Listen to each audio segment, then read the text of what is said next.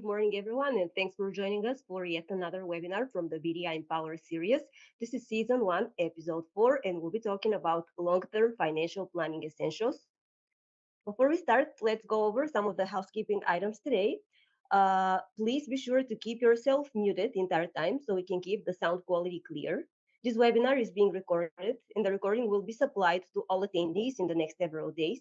Please refrain from sharing any personal information in the chat. This chat is accessible to all attendees, and any personal details you share will be visible to everyone. Before we start, just as a reminder, here you can see all the programs covered by BDI Empowers. We offer behavioral health, family support services, benefits navigation, work incentives, planning and assistance, job and career services, and Georgia Community Trust, something that Anita Gardner will be covering today. Good morning, Anita. Let me hand it off to you now. Good morning, everyone. I'm excited you all are here. My name is obviously Anita Gardner. I'm the Trust Services Manager at Georgia Community Trust of Bobby Dodd Institute. I've been with GCT of BDI for almost 10 years, and today I'm going to go into some long-term financial planning, specifically pooled special needs trusts. What is a pooled special needs trust? Pooled special needs trusts were created in 1993 under OBRA 93 legislation. Sorry. They were designed to manage funds for individuals living with a disability. Funds placed in a PSNT, Pooled Special Needs Trust, are not countable resources and do not affect eligibility for means-tested benefits such as SSI and Medicaid. The trusts are irrevocable to protect this eligibility of benefits and must be managed by a nonprofit organization.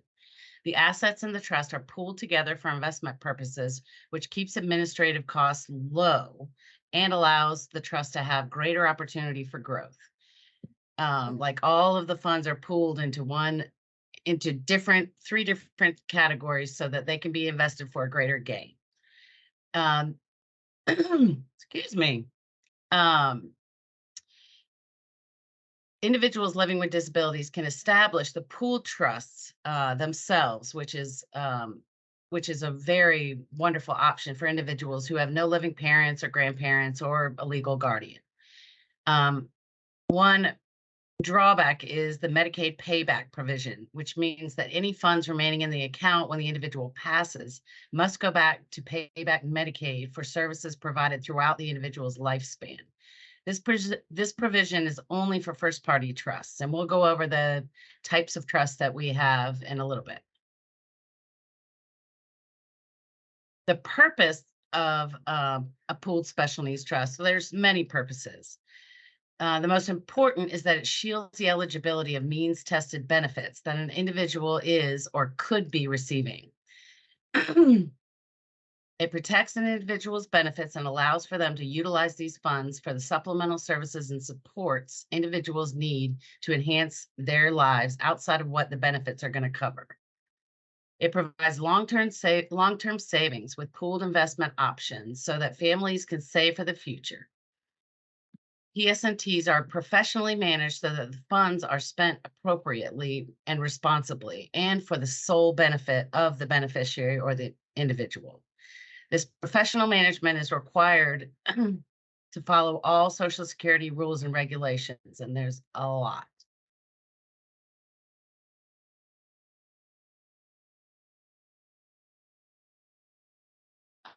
Okay, sorry. I'm trying to do it at the same time.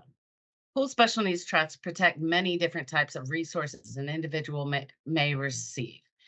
For example, an individual is expected to receive an inheritance of, say, $100,000 and is receiving state Medicaid. This would be a wonderful thing to receive if these funds, to receive these funds. However, it can cause problems of the $2,000 asset limit. You can't have more than $2,000 in assets, or then they say, oh, you have too much money, you don't need to receive these benefits, but we all know you do. Without a pooled special needs trust, the individual would lose eligibility of their means-tested benefits and much-needed medical services, and would now have to pay for those services from the inheritance, which would disappear quickly. However, with a with a pooled special needs trust, they can maintain eligibility and their full inheritance, allowing them to use the inheritance funds on supplemental services and supports that enhance their quality of life without ever jeopardizing their medical services. There are many benefits of a pooled special needs trust. Number one, it's very quick and easy to establish. It doesn't take too long to fill out the agreement and then send it back to us. It does take a little bit of time to get it through Department of Community Health for their approval. Sometimes that can take a little bit of time, but overall, it's quick and easy. I do it all the time with people on the phone. It's because it's pooled, there's a lower cost to set up and maintain. Um, because all of the accounts are pooled together as one, so it's not as individual, so we don't have to, we can do case management on each of the accounts, but we don't have to invest each one separately. There's no minimum amount that is required in the account. Some banks or attorneys may not be able to take on the administrative role unless there's a very large sum of money, so they charge a lot more. The pooled special needs trusts are professionally managed by a team that is current on the Social Security rules and regulations that frequently change, which allows the funds to be used appropriately and not jeopardize anyone's benefits. Pooled special needs trusts also have to be managed by a nonprofit, in our case, Bobby Dodd Institute, which is wonderful because there's a world of resources inside of Bobby Dodd Institute that benefits all of our beneficiaries. There are many programs and services for individuals that can be linked.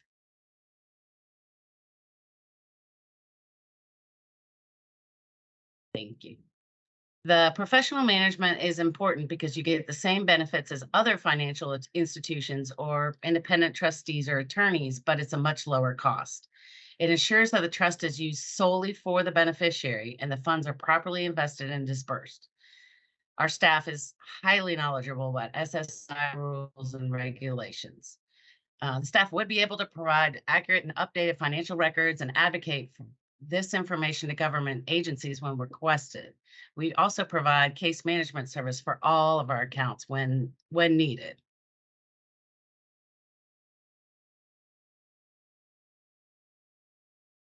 Currently, we have two types of accounts, first party and third party.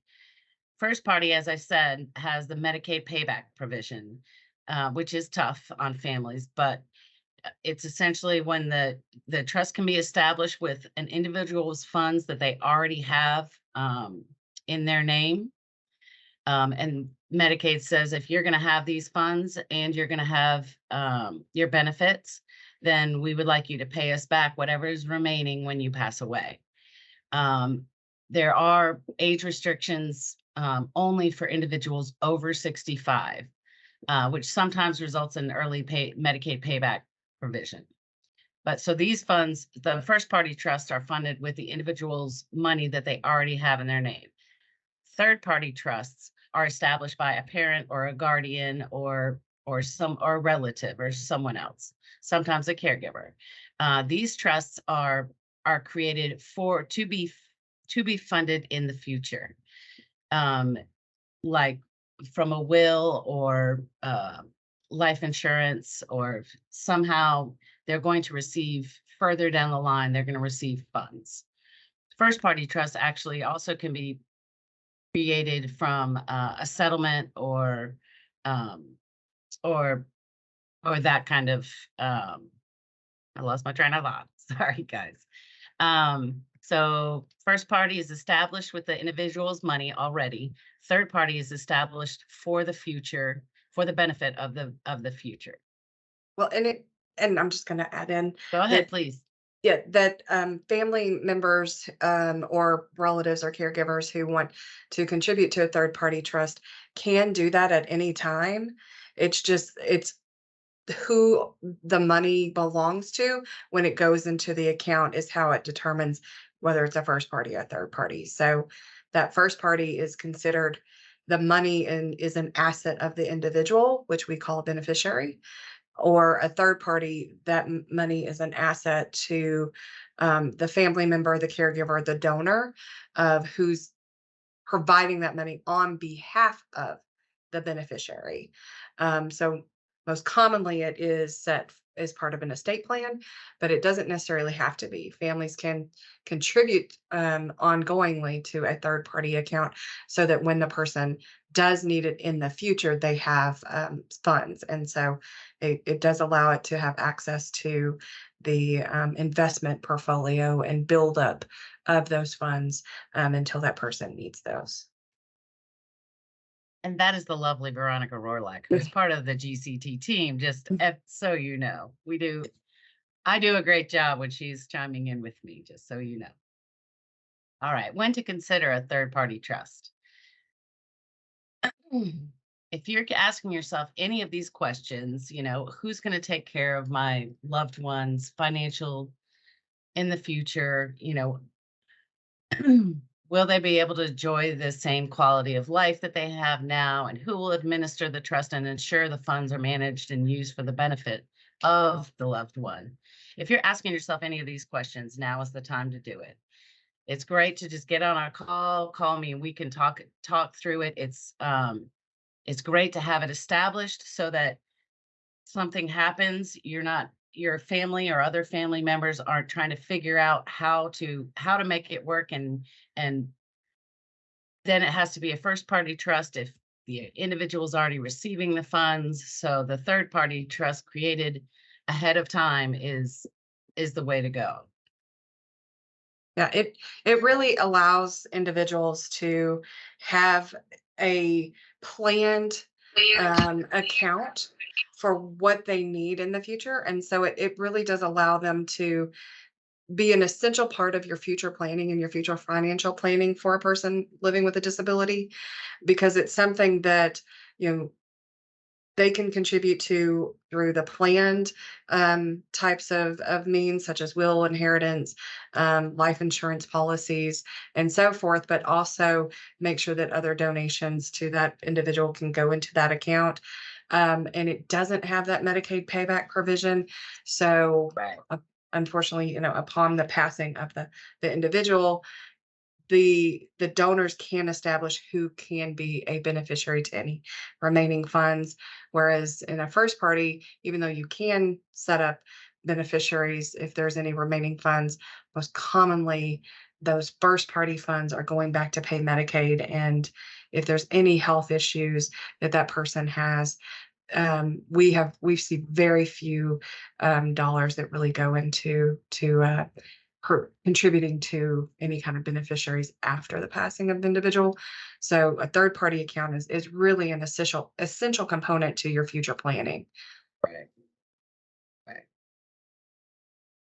The eligibility criteria is for the first party, well, for both the first and third party, they have to be a current resident of the state of Georgia. We do have some beneficiaries who have moved after creating their account, but they still use their account here in Georgia. They must be living with a disability or be deemed eligible to receive benefits. Receiving Social Security or Medicaid, or be eligible to receive those.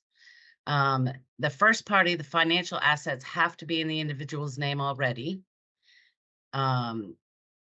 And like Veronica and I were saying, the third party, the assets are owned by someone else other than the individual. So that way there's no Medicaid payback. First party individuals over 65 may have a Medicaid payback provision prior to opening the account. There's no age restriction on third party trusts. And the first party, which is nice, the individual themselves can open the account. And we are a trustee of the account to help them and guide them, financially. We can work on budgets and everything. The third party can be opened by a parent, grandparent, family member, or anyone, caregiver, to open the account on behalf of the individual.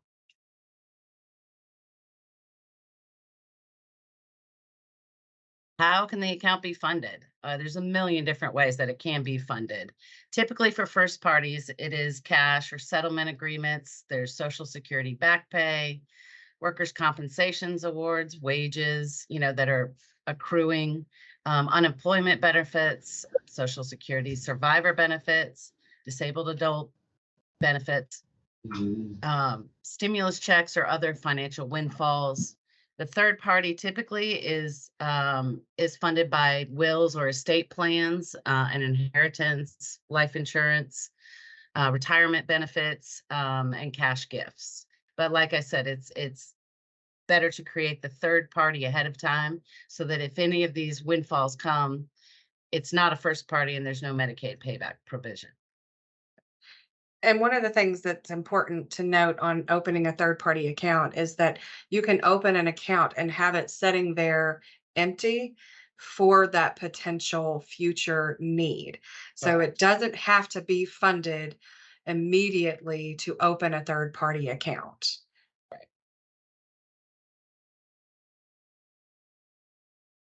So what can this pool special needs trust pay for? Because we work with Social Security and we go by their guidelines, there's some things that the trust cannot pay for, but allowable expenses are, there's a huge variety of things that it can pay for. Medication and devices, medical and therapeutic services, assistive technology, phone, internet services, education. You could see the whole list here. Vacations and travel. One thing that we like to let people know about is it can pay for a prepaid burial and funeral expenses, which is something that because we have to pay back Medicaid when the beneficiary passes away, it's nice that that is already taken care of so that individuals, when they pass away, the family is not left struggling trying to pay for those bills. It's already taken care of from the trust, and the individuals, and the family does not have to worry about finding the funds to pay for those things. Some things it cannot pay for is rent and food, which is what Social Security is supposed to pay for.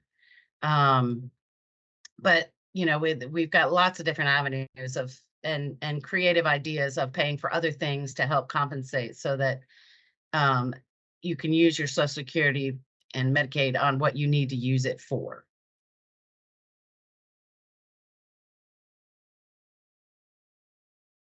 Okay. So essentially what happens is the funds go into the trust. And when an individual needs something, a caregiver or a family member is a co-trustee of the account, and they will either purchase something for the beneficiary or and then submit their receipts for disbursement. When we look at the receipts, we have questions that we ask ourselves before we're able to reimburse. Is the request for the sole benefit of the beneficiary? Is the beneficiary receiving SSI and or Medicaid? Are there adequate funds to cover the cost of the request? Is the request consistent with the budget and disbursement goals that we've created? For a third-party trust, is the request consistent with the intent of the grantor, the person that created the trust for the individual? And is the request an appropriate use of the trust? Items that will not be approved are food. I was about to say fish. You can buy fish. Food, gifts for others because they are not for the sole benefit of the beneficiary. They're for someone else. Donations, political contributions, church teeth, weapons, alcoholic beverages, obviously, illegal and recreational drugs, and illegal services or items. So we review these disbursements and then decide whether we are able to reimburse the individual. We do have easy access to funds, which is, we pride ourselves on being very speedy in reimbursements. Some of the avenues that we have for reimbursements, one is TrueLink cards, which is essentially a credit debit card that can be in the name of the individual, the beneficiary as well, which is nice, gives them a little more independence to use their funds on their own. They can go to the gas station at the pump and use their TrueLink card to get gas. We have direct deposit. We pride ourselves on our average 48-hour turnaround for reimbursements. We have automatic bill pay services, and we can pay vendors directly. But there is a very ease of access to getting to the funds and getting reimbursed for things that have been purchased for the beneficiary. So we have, like I said, it's a pooled trust, which also means that all of the funds are pooled together to get a greater gain. We have 3 different types of pooled options. Capital preservation, which is a low risk, the account is invested in fixed income and has low growth potential and low loss potential. We also have conservative income, which is moderate risk. The account is invested in fixed income and equities and has a moderate growth potential and moderate loss potential. We also have the balanced income, which is a higher risk account that is invested in fixed income and equities and has a high growth potential and a high loss potential.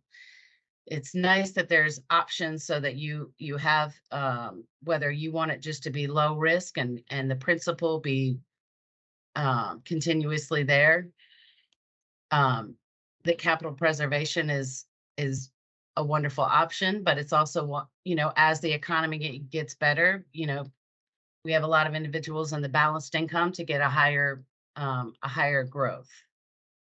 And we really work with the account holders and do ongoing assessments. So just because the person or the individual account holder is going, I really think that this is the best option for me. We do look at several different key elements that help us to provide education and information based on the specific account. So it is very personalized in the approach that we take regarding supporting the individual to make the right selection. This could do with their age. It could be part of their disability, specifically looking at their budget, what their financial resources and goals are that they currently have, what current assets do they have outside of the trust. Is Then we can talk about, here's what your needs are. Here's where we see where your supplemental and support costs are going to be and how you're going to utilize the trust. We also look at that, over the lifespan where maybe they're a younger individual and they don't need as much support at the moment, but as they get older, we're going to see an increased need in that support. So we may start off with a balanced, and then we can transition to a conservative or capital, or it may be vice versa, that something happens and we need to maybe utilize those funds a little bit more. So we don't want to risk that that high risk tolerance of fluctuation on the account balance. So just because you go into the trust and you select a pool doesn't mean that you're locked into that. You can change. Life changes. We age. Our needs are different, and so just like you do with personal investments, the pooled investment approach is individualized for the person and can be changed throughout the lifespan of the trust. Okay. Steps to open a pooled special needs trust. We have something called a joinder agreement that Social Security has reviewed and approved. But you would go online, fill out the GCT of BDI joinder agreement, which has to be notarized. Then you mail it or bring it, or I can pick it up even, and send it to us and pay the $900 enrollment fee. We'll go over the fees in just a moment. The enrollment fee also can be subtracted. So if it's a first party trust and the individual already has their money, the $900 fee can be subtracted from that initial deposit if it's funded at the beginning. Once we receive the agreement, we send it to Department of Community Health for their approval. And essentially what that is them saying, yes, they're receiving these benefits, and yes, they're going to receive these funds. We know that they're both here and we approve that, and that's okay. Sometimes this can take up to 4 weeks, though. Like I was saying earlier, sometimes it can take a long time. You know, they have to look and see if there's any kind of liens or anything else that's owed before they approve the account. But once we get the approval from Department of Community Health, the account is opened. Like Veronica was saying, the third-party trust can be opened and then just sit there. And they don't accrue any fees while they're sitting there because they're not funded. They're just created and ready to be funded at a later date. But once we receive the approval from them, then the account is opened. Okay, so the fees. The enrollment fee is $900, but like I said, you know, it can come out of that initial deposit. If it's going to be funded, if it's a third party and it's going to be funded at a later date, then the $900 would be the only fee that is that would be administered at when it's created. Once the account is funded, there's a monthly administrative fee of 1.5% of the account balance, or a minimum of $600, and this is taken out monthly. There's an investment fee of 0.07% monthly. We do the taxes, so there's an annual tax fee of $50. Closing fee ranges from $100 to $500, depending on the closing complexity. Sometimes we have to do a lot of communication with families or annuity companies that, and a lot of communication with them takes a lot of time for us to close the account. Other fees are just varies based on the situation, like a return check fee or stop payment fee, overnight payments, etc. Okay, frequently asked questions, which I'm sure there'll be a lot of questions in a few minutes. Can I close my account whenever I want? The pooled special needs trusts are irrevocable, meaning there's no option to cash out of the account. Social Security guidelines have required that these funds be irrevocable so that the individual will continue to receive their benefits and use the funds. But because they agree to pay back Medicaid, you can't cash out. You have to, when the beneficiary passes away, we have to pay back Medicaid. Can I have cash? Because of the $2,000 asset limit, we are not able to send any cash to any of the beneficiaries. If they were to receive funds from us, a check, and it puts them over the asset limit, then there's a risk of them losing their benefits, which is the whole purpose of us being here. So we are not able to disperse cash. Can I buy gifts? That's the sole benefit rule, because it's not for the sole benefit. You can buy gifts for the beneficiary, and that's, or the beneficiary can buy themselves gifts, but they can't buy it for anyone else. Can I have a pooled special needs trust and an ABLE or a stable account? Yes, you can have both, which we recommend that individuals do. ABLE accounts do have that requirement that the individual must have been diagnosed with a disability before the age of 26. So sometimes people create the special needs trust because of that, but because of that requirement. But you can have both, and they, a few years ago, finally approved that a pooled special needs trust can help put funds into the ABLE account for other services. There are no age restrictions aside from being over 65. That just means you may have Medicaid payback penalty. And do I need an attorney to open a pooled special needs trust? No. Attorneys have reviewed our joinder agreements, and it's been approved by Social Security and Medicaid, so you don't need an attorney to open the trust. I'm sure there's a lot of other. Go ahead, Veronica. Yeah. Yeah, there's questions that have come up, so I just wanted to kind of go over those as well, just so that it makes sense and everybody. I know you can read them, but um, just so they're included in the video as well.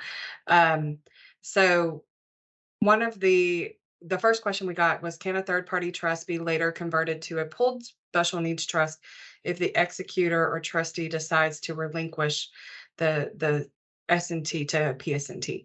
So yes, if you have a standalone special needs trust account, you can transfer that to a pooled special needs trust account. Um, the steps are really simple. You're going to need to complete the joinder agreement, just like you're opening any account. There, pay the $900 opening fee. We still have to go through the state of Georgia for the transfer, which shouldn't be as long as the 4 weeks, but we work with them as closely as we can to try to make that happen. But a lot of times we see that happening as, individual account holders of a special needs trust are aging, the caregivers are aging, and their concern is what happens next. Who's going to be able to manage um, these funds. Oftentimes those individuals don't have access to a family member that's willing to take on that. It is a lot of burden, especially with the reporting requirements and the tracking and monitoring that is required. So they really, lean on a professional to do that. And there's always, professional attorneys, but they charge a lot of times by the hour to manage those accounts. And so it's just a lot more financially feasible to have a professional agency do that. And then having an agency like Bobby Dodd, where we have additional resources like our benefit navigation team, behavioral health services, family support services, and other community resources, it just gives a benefit to that person as they need things as that the beneficiary ages. So yes, that can happen. That's an easy transition, and we've seen a lot of those occur within the Georgia Community Trust. The next question is, can a third party S&T not pulled be either revocable or irrevocable? What's the difference? So the difference between a revocable trust and an irrevocable trust. A revocable trust has provisions in the trust language that allows it to be changed, altered, or terminated. And when you have that language within a trust, that fails to meet the Social Security Administration standards regarding can that trust be counted as an asset. So without having the irrevocable clause, which means that the trust cannot be changed or terminated during the beneficiary's lifespan without a court order, then those assets in that revocable trust are counted towards the asset limit, and that person would have to spend down all of those assets before they would regain their eligibility for Social Security or Medicaid. So it would jeopardize that person's benefits. So it's really important to have that special needs trust and those irrevocable clauses in the trust language to protect those benefits, especially if somebody needs a lot of Medicaid support through medications, medical appointments, and therapies. So really, really essential to make sure you protect those benefits, and that irrevocable clause allows that to happen. Um, so hopefully I answered that question. Um, can a TrueLink card be granted or issued to a conservator or a guardian? Absolutely. A lot of times the beneficiary doesn't necessarily have capacity to make those decisions, and so we work with that person. We call them an advisor co-trustee, that they can have access to the funds. It has the same regulations on disbursements, and we monitor that on the back end on restrictions on what you can and cannot use the card for. And then we work with that individual to make sure that the purchases are for the sole benefit of the beneficiary. And they turn in the receipts. We monitor those receipts just like we do any other disbursement. So absolutely, our goal is to have ease of access to the funds for that individual. And a lot of times going to pay for medication copays that Medicaid isn't covering, or therapies that aren't covered. They're very costly. So it's really essential to be able to have ease of access, because I don't know about you, but paying, $500 for a treatment or a service is not something I can just pull all the time. So this is something that we really feel strongly about, and the TrueLink card has been able to give us access to individuals and their caretakers to have that support, so they can buy those essential services and pay for those essential needs without having to be the out of pocket, because we Right. do know that itself is a burden. So yes, absolutely, we can do that. Yeah, we have a lot of families that have that family members have TrueLink cards, and the beneficiary has the TrueLink card, so they can purchase things for the beneficiary, and the beneficiary can purchase things on their own, And that's a which great is point. yeah, Because sometimes, a person wants to feel a little bit independent. They don't want to have to rely right, on somebody else. Like, I, you know, I just want to go to the store and buy, a new right, shirt, or I want to buy a new video game, or something that is, important to that person, and giving them that sense of independence. mhm, So, we can set it up where those individuals can have that a card that they can go to the stores, that their favorite stores. I mean, we have, right, we've had individuals who, they love to shoe shop, and we're like, I want to go get a new pair of shoes, and they shouldn't. If they have the capability to do that, then we want to encourage and support that. right, And as long as it falls within a purchase that meets the requirements, and again, we monitor all of that on the back end, then it's just a great way to encourage independence for beneficiaries. And it's a tool that is approved by Social Security Administration. So it's something that is truly essential, I think, in helping support individuals to lead a life of independence. right. So great point, Anita. One of the others questions, there's still a few more questions. Does BDI help set up the pooled special needs trust, or do we have to find an attorney? They've been looking into this, but it can be pretty costly. So Very cool. the one of the huge benefits, and I kind of like, oh my goodness, I can't believe we didn't look at this previously. But um, when you join a pooled special needs trust, you do not need an attorney. The pooled special needs Mhm, trust is governed by a document called the Master Trust Agreement, and they have a joinder agreement. So, and these documents are approved by Social Security Administration and the state of Georgia Medicaid. So, once you have completed the joinder agreement, it serves as the trust document. So all you have to do is complete that joinder agreement. Obviously, review the master trust agreement, because that's going to be kind of the rules and regulations, and it's going to go over the fact that it is an irrevocable trust that you're joining. The joinder agreement document is really going to ask you a lot of questions about where the money's coming from. So that helps us to make sure that we're assigning you first party or third party accordingly. It's also going to ask questions about the disability, the assets that the person has, but also those mean tested benefits, because that helps us to make sure when we're reviewing your account that things are not going to jeopardize any mean tested benefits. We talk primarily about means tested benefits being Social Security Administration and Medicaid, but that is not the only means tested benefits that a person can receive. They could be receiving housing assistance.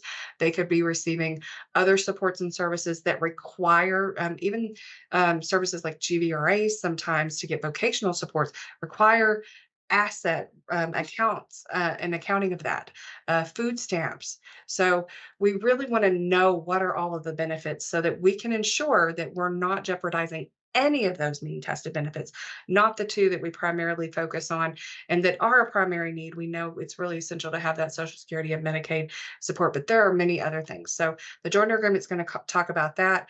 It's also going to talk about kind of what are your goals? What do you think you need for this funding? How, that helps us to budget and look at how we can help manage the expenses across the lifespan. So if you're thinking it's going to be for just kind of everyday expenses, like your phone bill, your internet service, these are, for entertainment. If you want to plan a holiday, once a year, that helps us to understand how to budget your funds, work with you, help determine what's some of the best investment pool options for you. But then also the joint agreement is going to ask you about who are your remainder beneficiaries. So if there is funds in a first party or a third party remaining after the passing of the individual, how do you want us to disperse those funds on your behalf? So completing that joinder agreement application is the actual trust document. So those become your trust. So therefore, you don't need an attorney to draft a special needs trust for you, because these are accepted documents. So it's completing those, completing the joinder agreement, and then a $900 enrollment fee for Georgia Community Trust, which is a huge cost savings when you're looking at that compared to an attorney's fees to create and draft a special document. And then you have to go through the court system. It has to be reviewed, and there's potential risk that those documents do not necessarily meet the Social Security Administration policies. Because ours are governed by those and approved by those in advance, then you already know that the document will always make sure that it has those coverages and will meet those standards, so that there isn't a risk that later down the line, for some reason, an attorney missed something in the document, which, not saying that it's always happens, but it can happen, and we've seen it happen. And those benefits then are those assets that were in that trust are then counted. And so there's a huge payback potential and risks associated with that. So the PSNT just offers some additional protections there, and it's much more cost effective. So that's hopefully answered that question. The next is, a private estate attorney advised me that I would need to redo my will, deed to my house, living will, power of attorney, and more. Would I need to do this to open a PSNT? So to open the PSNT, you you don't need necessarily to alter those documents. However, you do need to alter, like, your will to direct the funds to the pooled special needs trust. So there may need to be an edit or modification to that estate plan or that will, to make sure that the funds are directed where you want them to go. Your power of attorney, eh, that's a little different. So that's not necessarily something that falls within the PSNT. We are not guardians. We are not power of attorneys over the individual. Those are established by a court through the probate courts. And so what I would advise, and I think Anna Mackey's on here as well, but always have in your power of attorney or guardianship document a successor. Have that listed in those documents so that you're identifying, if something happens to you, who would be the person to take over, and you already have that in those documents. Now, I highly advise, if you identify somebody, that you've talked to them and they know that that's something that they're going to be handling, because we don't want that to be a surprise. But that is an essential part of your future planning that you really need to be thinking about if your loved one is living with a disability where they need a guardianship or power of attorney. And yes, that Anna Mackey is on the call, but our benefit navigation program really helps. This is essentially what that program is doing, is looking at what's needed now, but what is needed in the future. Because anything can happen, tomorrow. I had an hour and 45-minute, commute to work yesterday, and anything could have happened. I passed 3 accidents. I think about what would happen to my daughter. So you really have to think about it ahead of time. Is that going to be a person that is another caregiver or loved one or family member? Or is that going to be a professional entity that's going to be taking over those responsibilities. So I highly advise you, if you have a power of attorney and you do not have a successor clause in that guardianship or any of those types of documents, please reach out to our benefit navigation team to help you set up and make sure that those documents are fully comprehensive and thinking about not just the now, but the after, what comes next, because they will help you with that.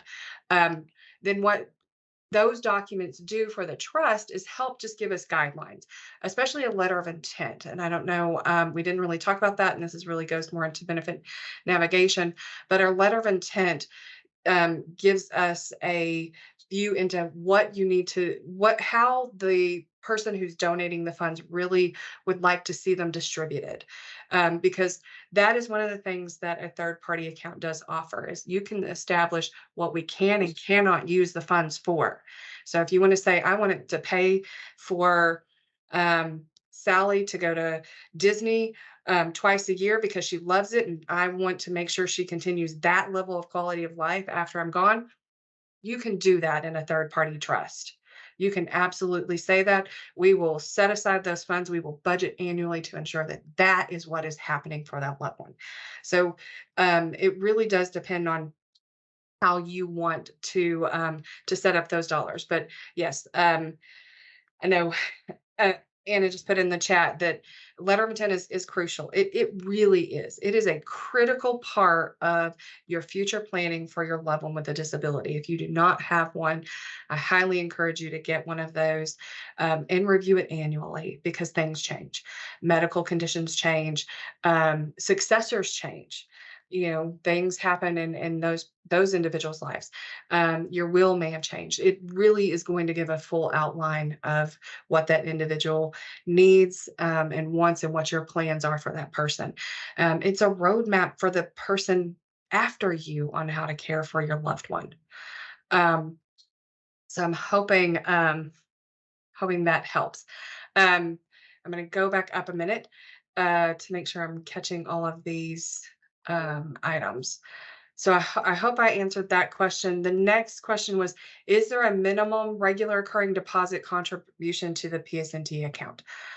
So for Georgia Community Trust, a BDI, we have no account minimums. That is not always the case with other trusts. There's some trusts that have a very high minimum. Banks have a very high minimum. Attorneys even have a minimum.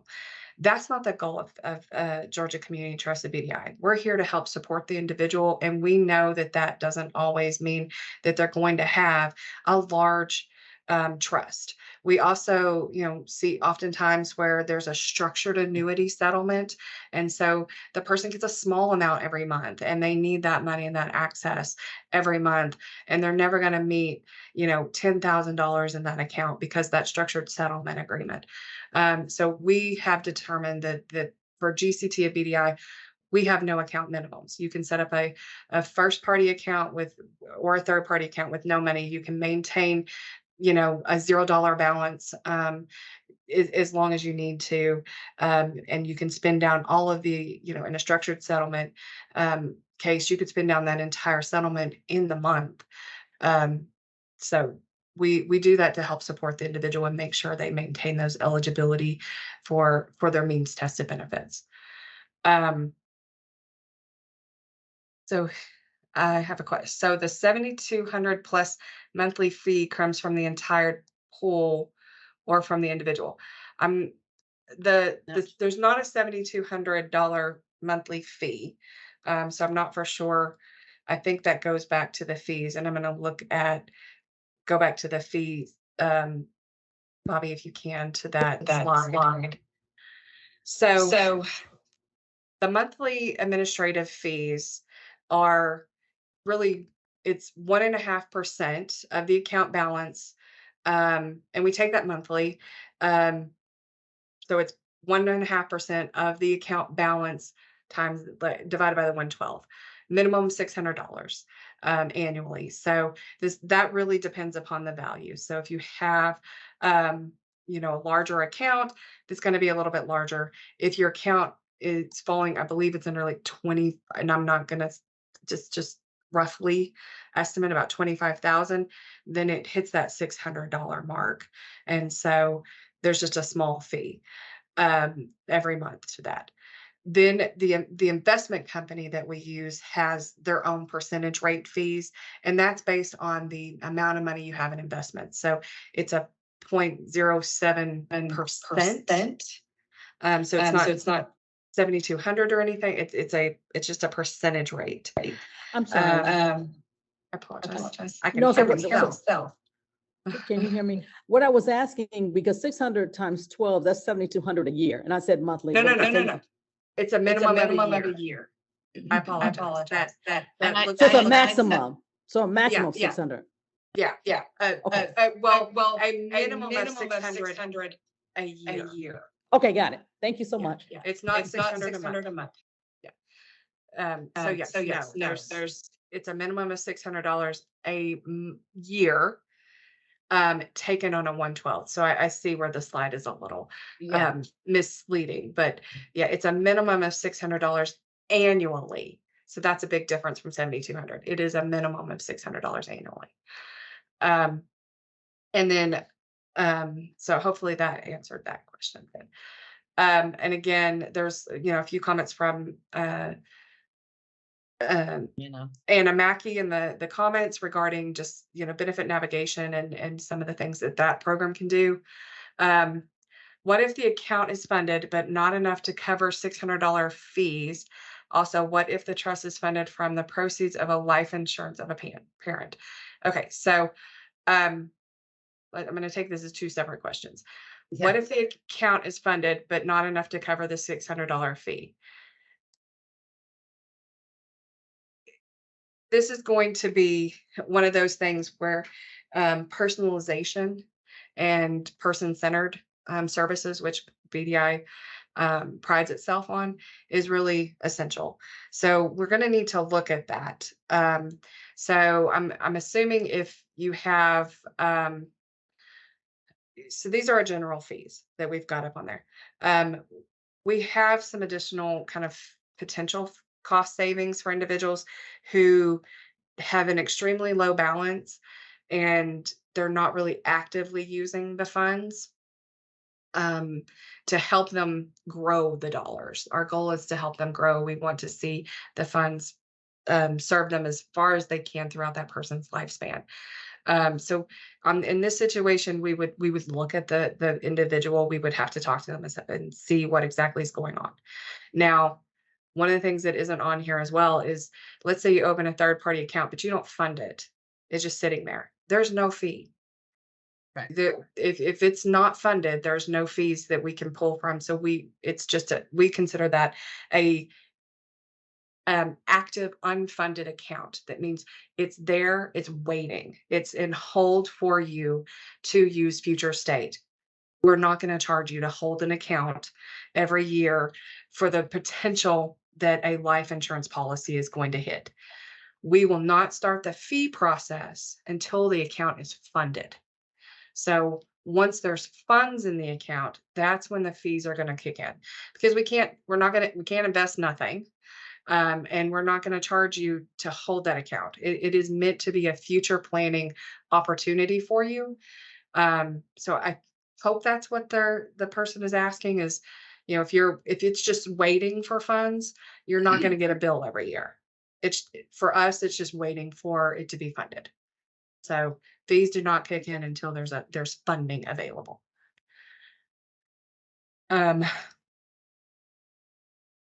So I hope whoever that, Francisco, that answered your question. The next question is, what are the next step to set up with you? Oh, this is easy.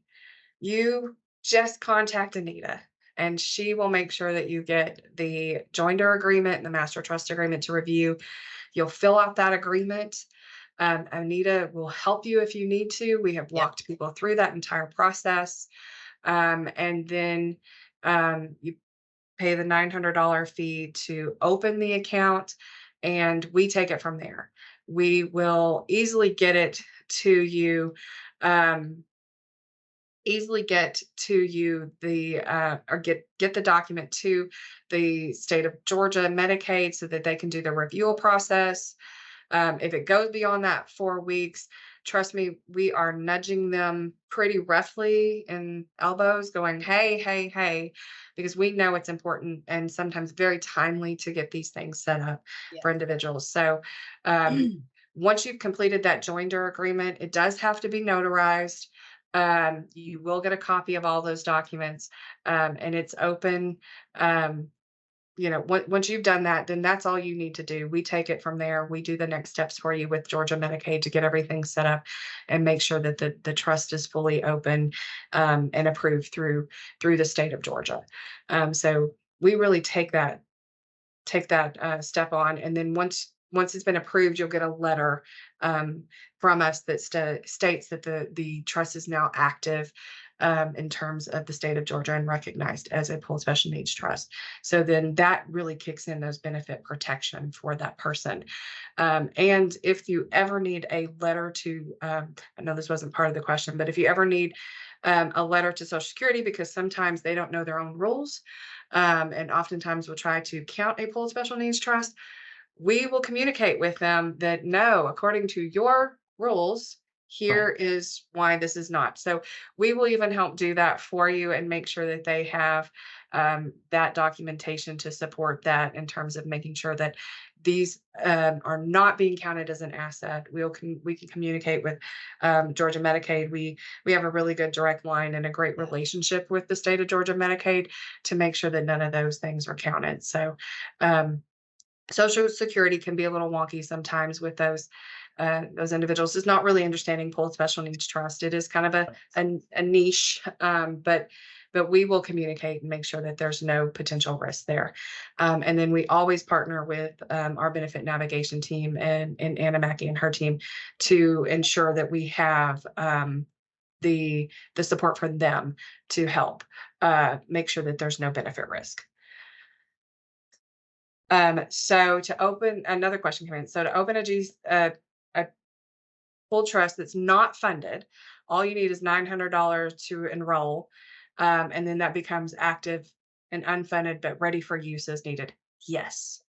You just need the joinder agreement. You just need the $900.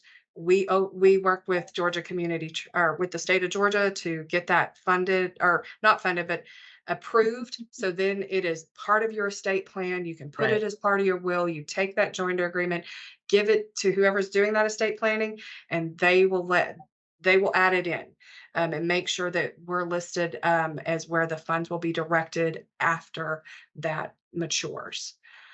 Can we use stable account money to pay for $900? Absolutely. Absolutely. It meets the criteria for stable account use. So there's no reason that you can't use the funds that are in a stable account to pay for that, to open the account. And that could be, now I will say, because that stable account is the person's individual money, that would be a first party account. Right? I think you're right. Because it is important to note where the money comes from determines what kind of account it is. Right. So if you want to use the person's money to open a account, it has to be first party.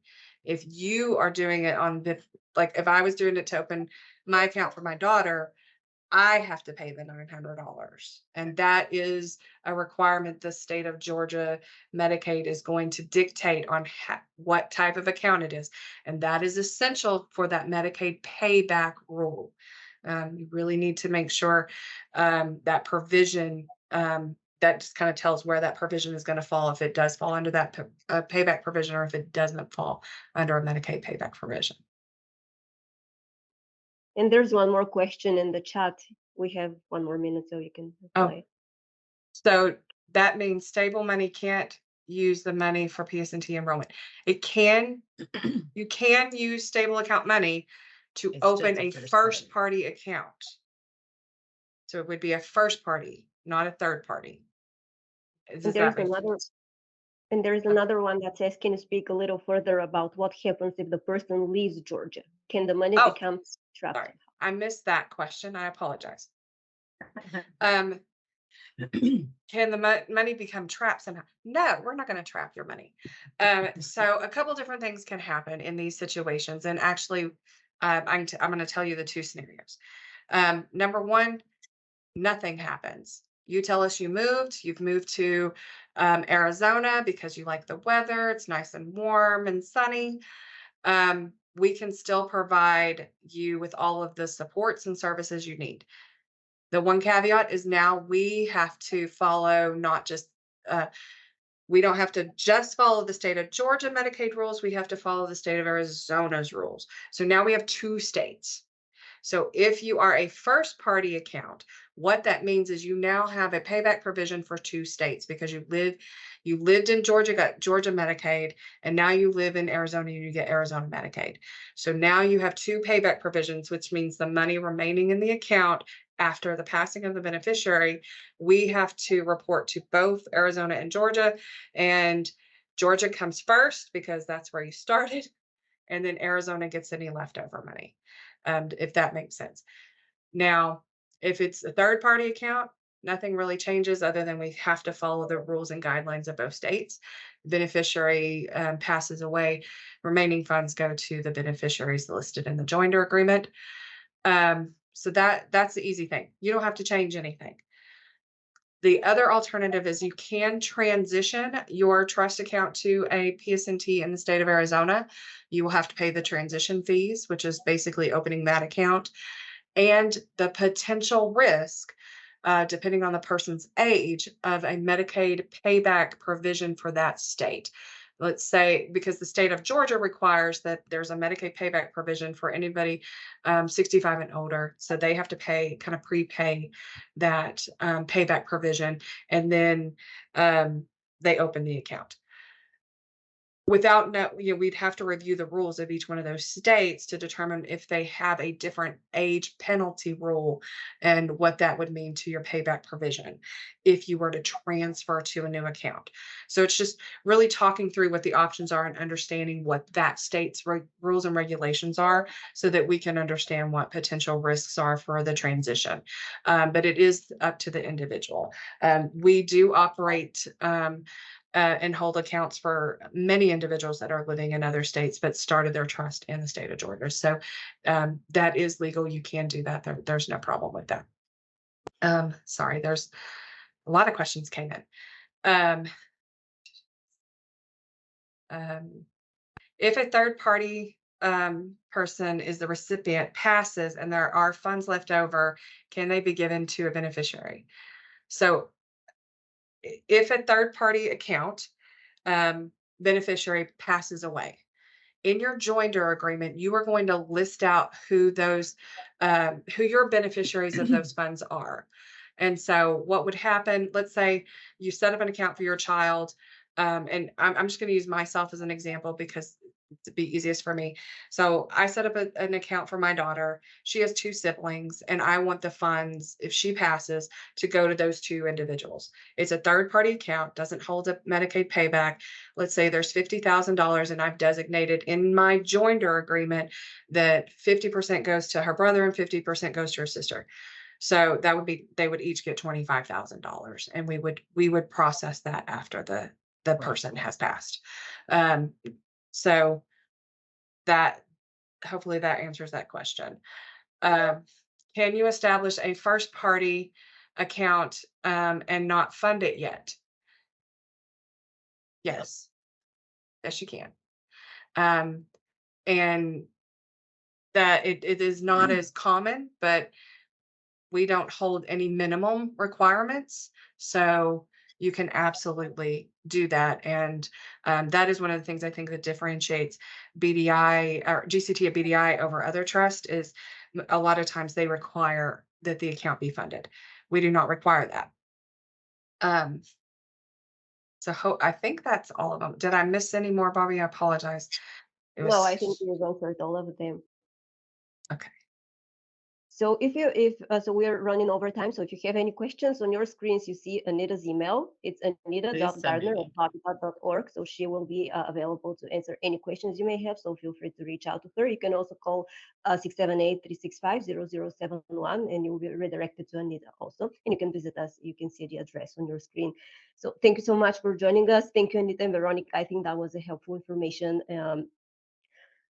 We have an upcoming webinar, which is September 19th, where we'll be talking about our family support and behavioral health services. If you haven't registered yet, you can scan the code and it will lead you to the registration form. And the next one is on September 21st, Understanding Medicaid Waivers. You can stay in touch with us, follow us on social media. Also, you can check our website at bobbydodd.org where we'll be providing additional information.